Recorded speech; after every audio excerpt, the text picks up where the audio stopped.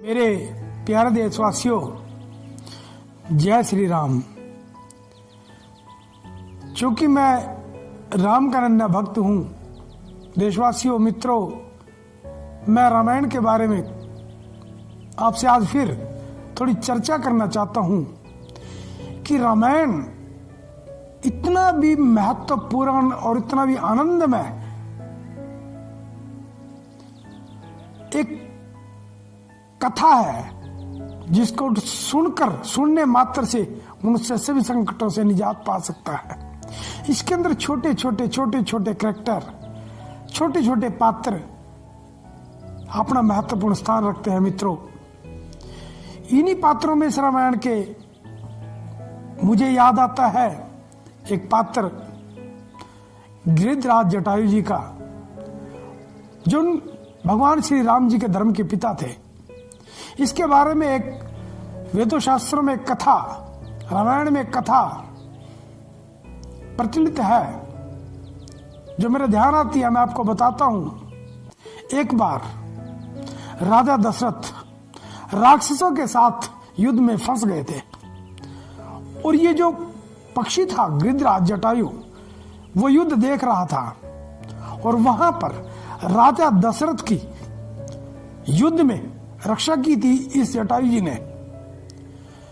बहुत पहले की बात है, उस समय तो भगवान श्री राम जी का जन्म भी नहीं हुआ था। तो गिरिधराज जी ये भी एक अवतार पुरुष थे। राजा दशरथ से वचन मांगा। राजा दशरथ बहुत प्रसन्न हुए, रघुवंशी थे, वचनों के पावन थे। राजा दशरथ ने कहा कि गिरिधराज, आपने जो भी वचन मांगना मांगो, आपने मेरी जान बचाई। तो गिरिधराज ने कहा कि हे राजा, त्रेता में आपके 4 पुत्र होंगे और सबसे प्रथम जो बड़ा पुत्र होगा वो आपको मेरे को देना होगा। राजा दशरथ ने स्वीकार कर ली ये बात और घर चले आए। दिन महीने बीतते चले गए साथियों, समय बीतता चला गया और भगवान श्रृंगी ऋषि जी के आशीर्वाद से प्रभु श्री राम का जन्म हुआ। राजा दशरथ के कुल में, रघुकुल भूषण का जन्म हुआ। 4 पुत्र हुए, राम, लक्ष्मण, भरत और शत्रुघ्न। राजा दशरथ ने बहुत बड़ा आयोजन किया, देश देश के भांति भांति के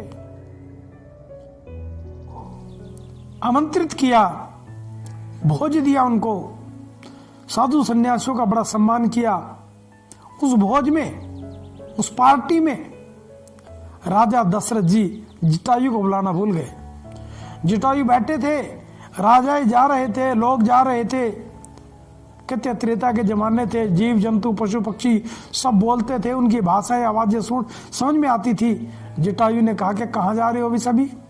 कि राजा दशरथ के यहाँ पुत्र पैदा हुए हैं और हमको बुलाया है, आपको नहीं बुलाया है। तो राजा की उन बातों को सुनकर के जटायु बहुत दुखी हुआ। जटायु ने सोचा क्यों, दशरथ तो अपना वचन भूल गया। तो क्या होता है मित्रों, कुछ दिन के बाद राजा दशरथ के दरबार में जटायु उड़ान भर लेता है, वहां जाता है। उसको देख करके राजा दशरथ सन्न रह जाता है। जब जटायु ने उसको याद दिलाया कि मैं आपको मित्र, तो राजा दशरथ जटायु के पास पहुंचा, उसका अतिथि सानिध्य किया, अपने पास बिठाया, बहुत सेवा करी और कहा कि प्रभु मेरे लिए आज्ञा बताएं। तो जटायु ने कहा कि हे राजन, तू अपनी बात को भूल रहा है, तूने वचन दिया हुआ है कि प्रथम पुत्र को तू मेरे हवाले करेगा। राजा दशरथ बेचारा सोच में पड़ गया, रानी के पास गया। रानी मायूस हो गई बात सुन करके। जटायु बोला कि रघुकुल की रीत छोड़ दो, अगर नहीं इस बात को मानते, ये लाइन लिखनी छोड़ दो कि रघुकुल रीत सदा चली आई, प्राण जाए पर वचन न जाई, वचन को तोड़ दो, मैं चला जाऊंगा। राजा दशरथ ने बहुत विलाप किया, उसकी रानी ने, कौशल्या माता ने। तो भगवान श्री राम जी को जटायु के हवाले कर देते हैं और जटायु उड़ान भर लेता है। जब उड़ान भर के आसमान की तरफ जाता है तो सुदर्शन चक्रधारी मेरे प्रभु श्री राम अपने आकार को बढ़ा लेते हैं और जटायु उड़ान भर नहीं पाता मित्रों, नीचे ही बैठ जाता है। भगवान उसके सामने प्रकट होते हैं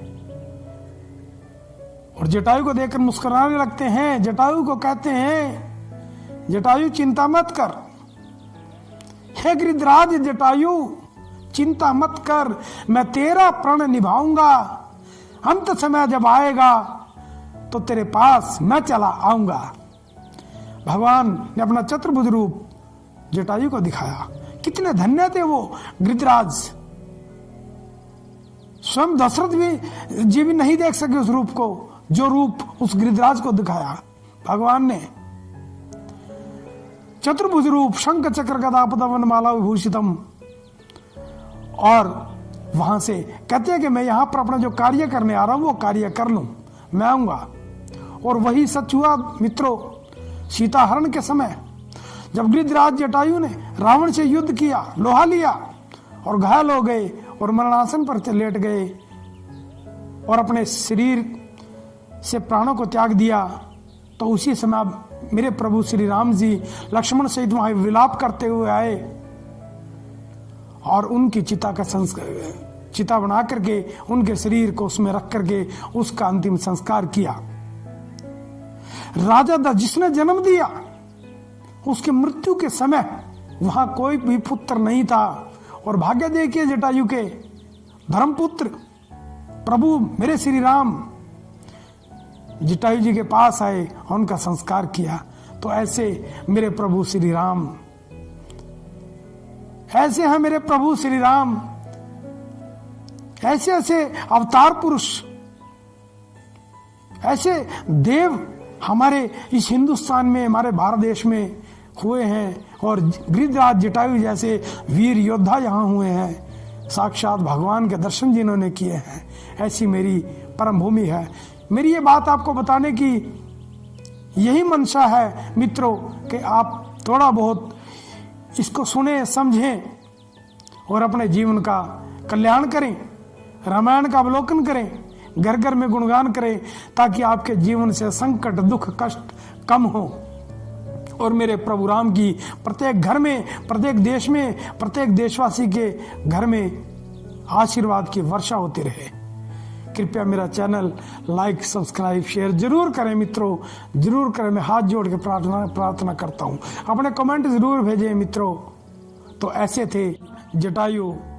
बोल श्री रामचंद्र भगवान की।